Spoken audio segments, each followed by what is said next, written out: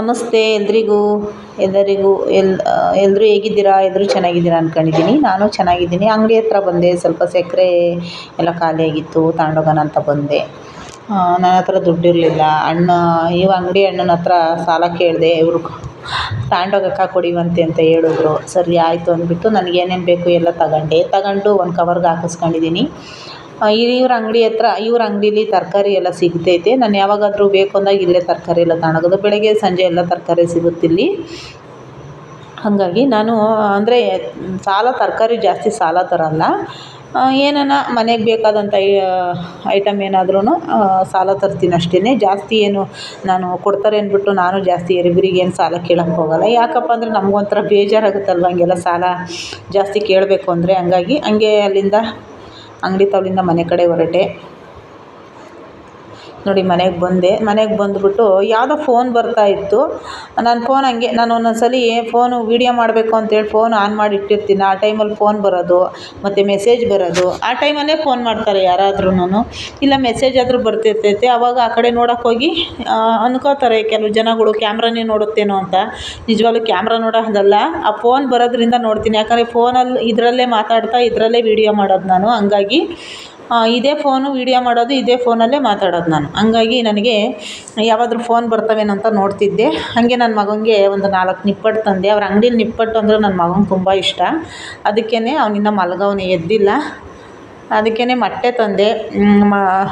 ಏನು ಸಾಂಬಾರು ಮಾಡೋದು ಅಂತ ಮೊಟ್ಟೆ ಹುರಿದ್ಬಿಟ್ಟು, ಫೇರ್ ಆ್ಯಂಡ್ ಲವ್ಲಿ ಎಲ್ಲ ಖಾಲಿಯಾಗಿತ್ತು ನನಗೆ.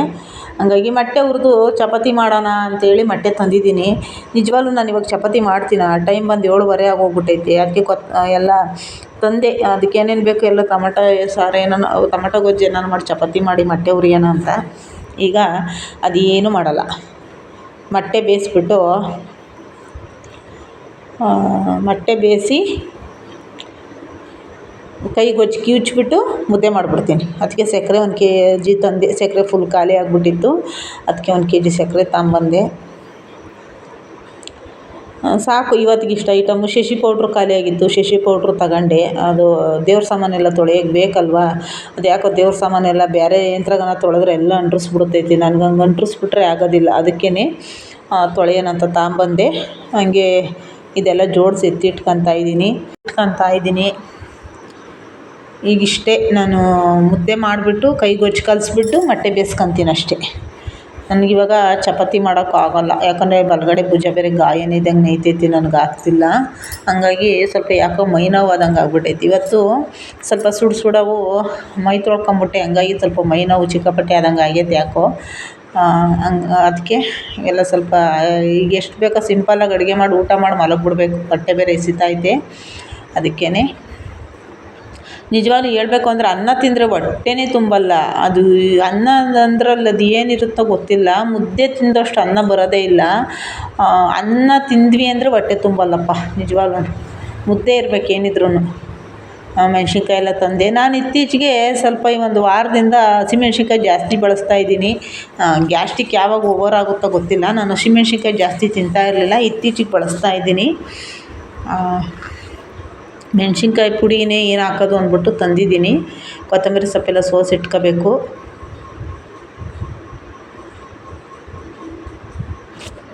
ಹತ್ರ ತರಕಾರಿ ನೋಡಿದ್ರೆ ನಿಜವಾದ ಥರನ ಅನಿಸುತ್ತೆ. ನಮ್ಮನೆ ಪರಿಸ್ಥಿತಿ ನೋಡಿದ್ರೆ ಅಯ್ಯೋ ಅದನ್ನು ತಂದು ಯಾಕಪ್ಪ ಒಣಗಿಸಿ ಬಿಸಾಡಬೇಕು ಅನಿಸ್ಬಿಡುತ್ತೆ ನಿಜವಾಗ್ಲೂ. ಯಾಕೆ ಅಂದರೆ ಫ್ರಿಜ್ ಇಲ್ವಲ್ಲ, ಅದಕ್ಕೋಸ್ಕರ ತರಕಾರಿ ತರೋಕ್ಕೆ ಬೇಜಾರು. ನಿಜವಾಗ್ಲೂ ಅಲ್ಲಿ ಅಂಗಡಿ ಹತ್ರ ತರಕಾರಿ ನೋಡಿಬಿಟ್ರೆ ನನಗಂತೂ ಸಖತ್ ಖುಷಿ ಆಗ್ತೈತೆ. ಫ್ರಿಜ್ ಇದ್ದಾಗಂತೂ ನಮ್ಮ ಮನೆಗೆ ಹೂವು ತರಕಾರಿ ಎಲ್ಲ ಅಂದರೆ ತರಕಾರಿ ಇಲ್ಲಾಂದ್ರೂ ಹೂವನಾದರೂ ಸ್ಟಾಕ್ ಇಟ್ಟಿರ್ತಿದ್ದೆ.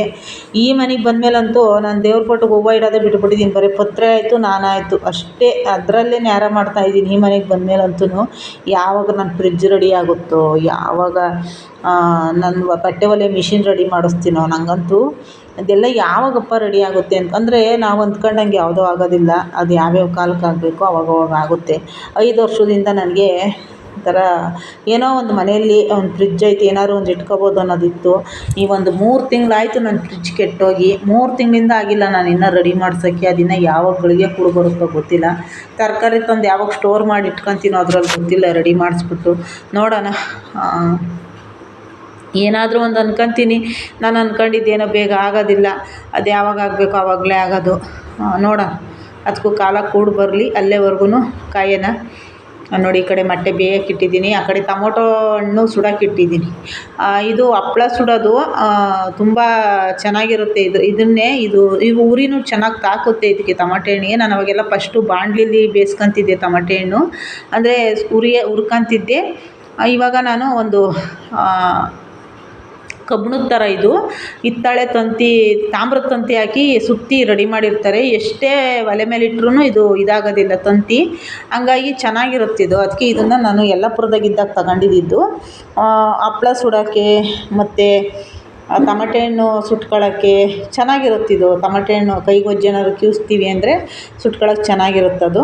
ಹಾಗಾಗಿ ಅದೊಂದು ನಾನು ತಗೊಂಡೆ. ನನಗೇನೇನು ಅಗತ್ಯವಾದ ವಸ್ತುಗಳು ಬೇಕು ಅವೆಲ್ಲ ನಾನು ತಗೊತಾ ಇರ್ತೀನಿ. ಬೇಕಿಲ್ಲದಕ್ಕೆಲ್ಲ ನಾನು ದುಡ್ಡು ಹಾಕೋದಿಲ್ಲ. ಯಾಕಂದರೆ ಒಂದು ವಸ್ತು ಇದ್ದರೆ ಮನೇಲಿ ಏನಕ್ಕಾದ್ರೂ ಒಂದು ಆಗುತ್ತಲ್ವ. ಹಂಗೂ ಬೈಸ್ಕೊಂಡು ಎಲ್ಲ ಬೈಸ್ಕೊಂಡಿದ್ದೀನಿ ನಾನು ಯಾವಾಗಲೂ.